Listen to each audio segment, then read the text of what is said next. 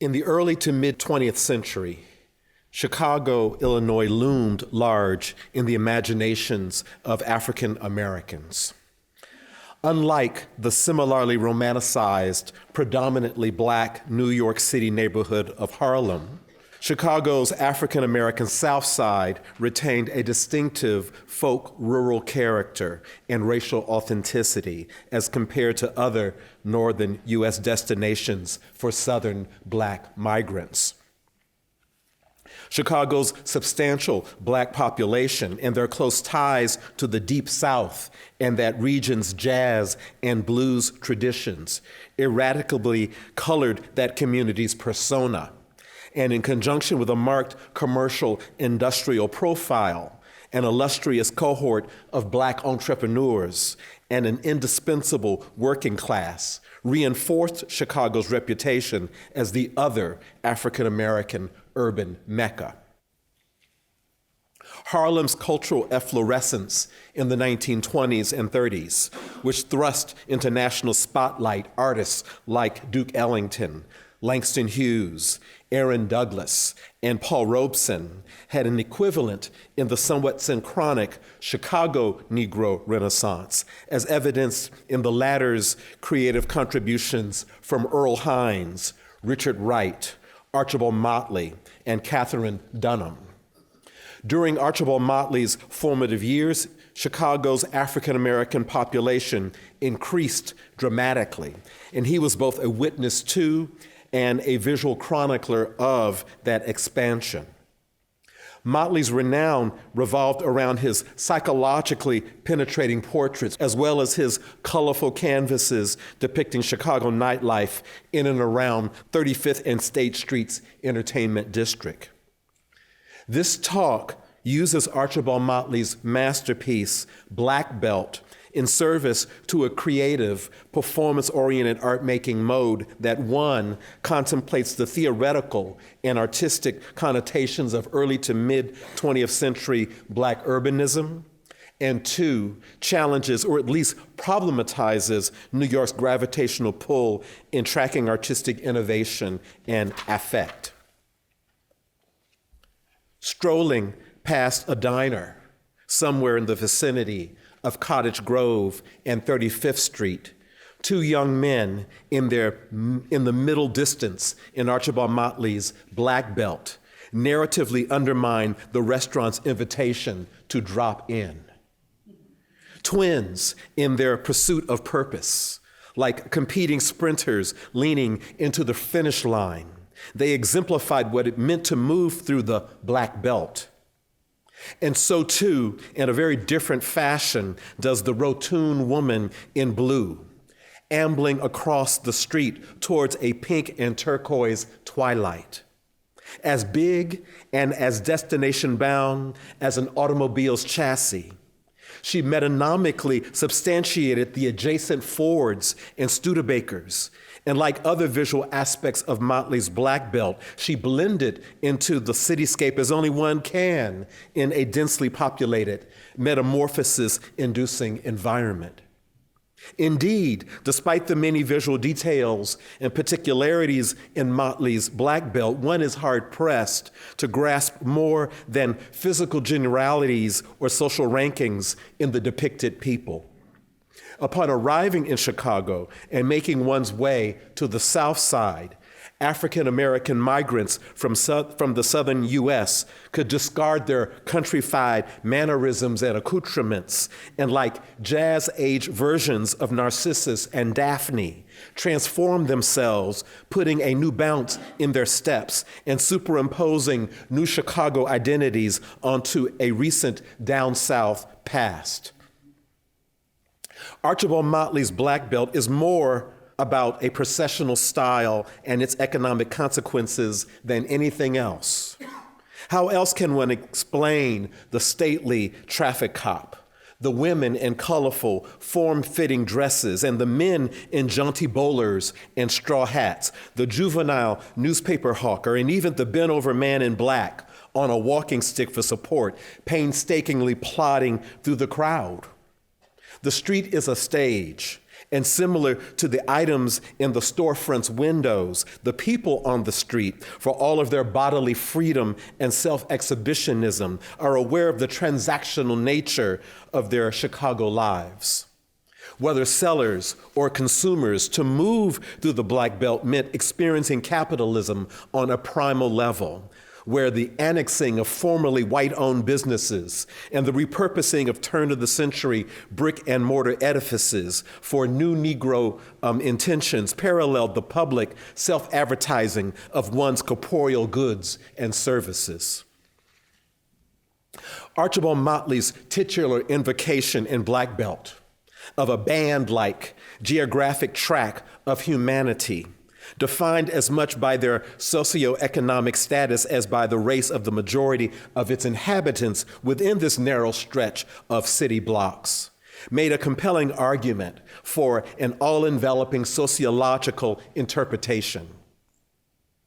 But rather than presenting a Robert E. Park-style study of impoverishment and deprivation on Chicago's South Side, Motley painted an ethically neutral territory, neither a romantic sanctuary nor a foreboding ghetto, but where life is what it is, and where African Americans stylishly, yet precipitously paced themselves on a street lamp illuminated urban treadmill. A pedestrian-clogged corridor featuring both material commodities and symbolic returns along its perspectiveless pathways, Motley's Black Belt, in spite of its social scientific illusions and Depression-era context, feels decidedly surreal, unconstrained neither by painterly illusionism nor African Americans' dire socioeconomic circumstances in the 1930s to communicate that decade's informational truths. Instead, Motley put an amber-colored gel filter and spotlight on the Black Belt's pulley-controlled, constantly rolling dais that, contrary to these painterly moves towards artifice, revealed the experiential conundrum of Blackness in that particular place, time, and arguably beyond.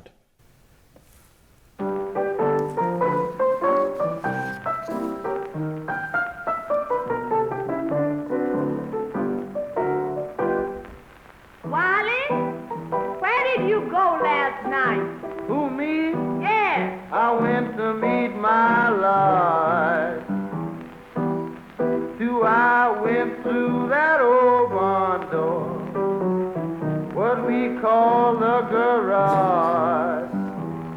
I got in my old Ford car. Is that so? Yes, but I did not go far. Listen, you had better not go down to 35th and stay no more.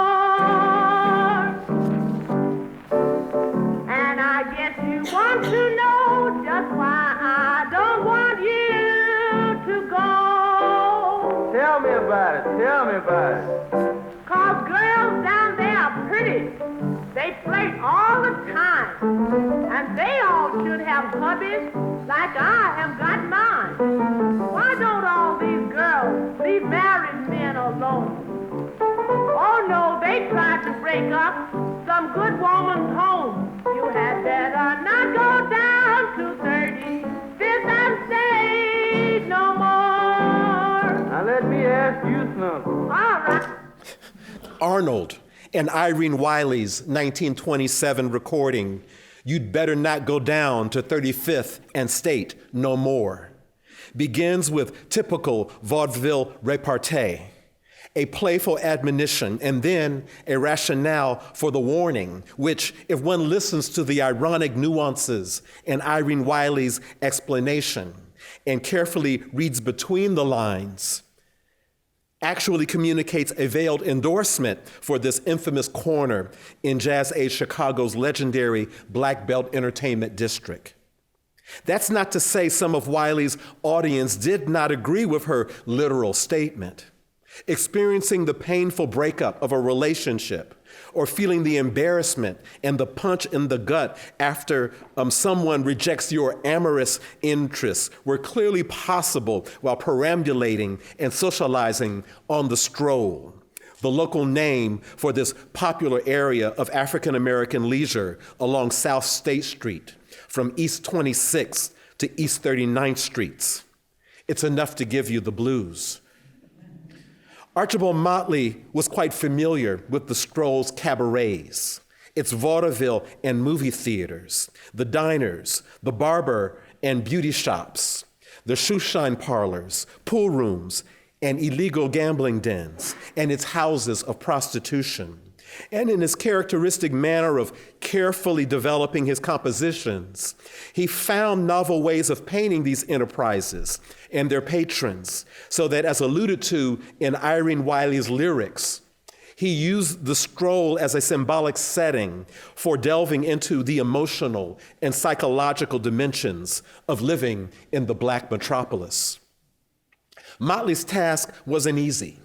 To capture Chicago's South Side and its citizens with all of their entrepreneurial verve and modern velocity, and simultaneously to visually grasp the more cerebral and evanescent aspects of this place and its people. And to do all of this with an artistic erudition and critical distance befitting the importance and novelty of the subject.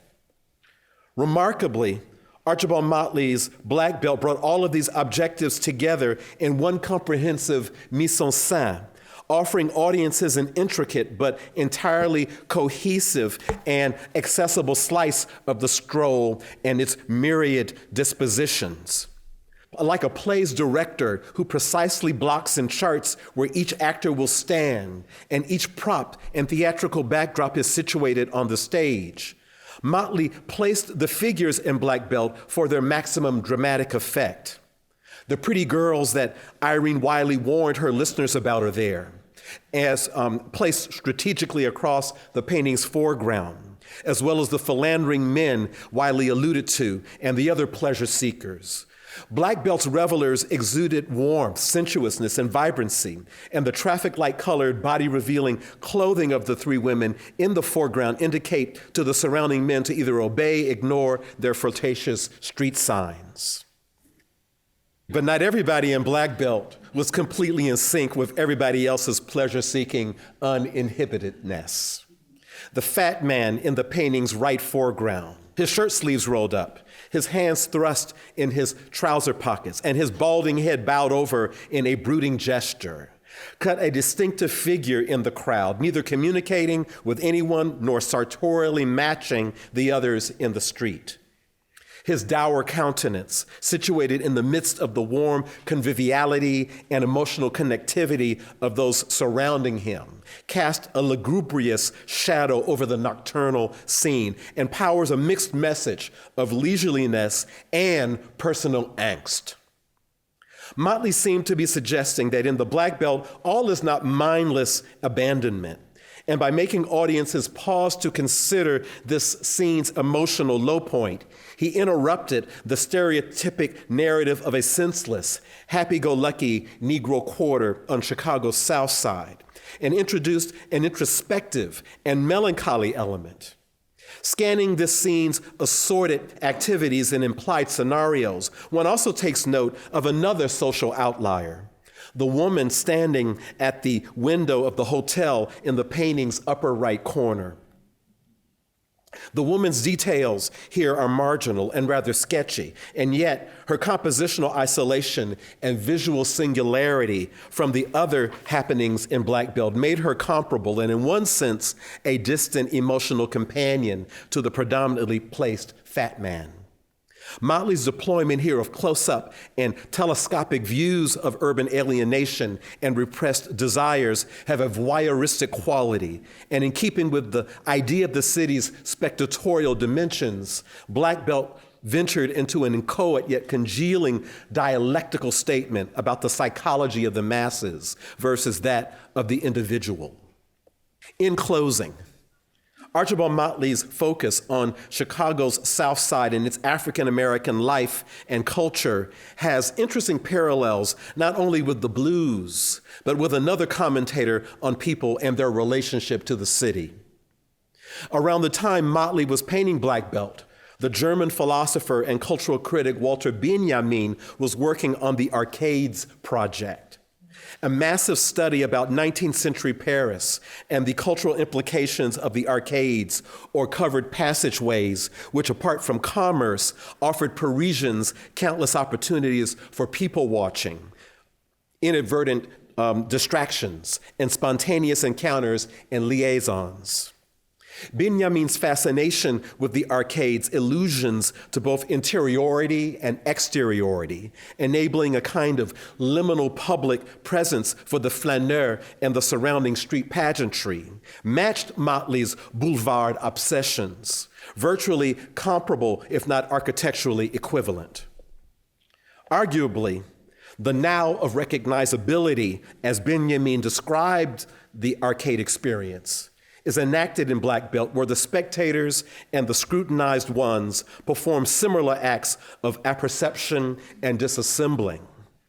Who would have thought that Paris's Second Empire preoccupations with optics on the streets and in the arcades would have resonances with Chicago's Black Belt, and as visualized by Archibald Motley, its consumerist ethic, its blues imagery, and the timeless allure of looking. Thank you.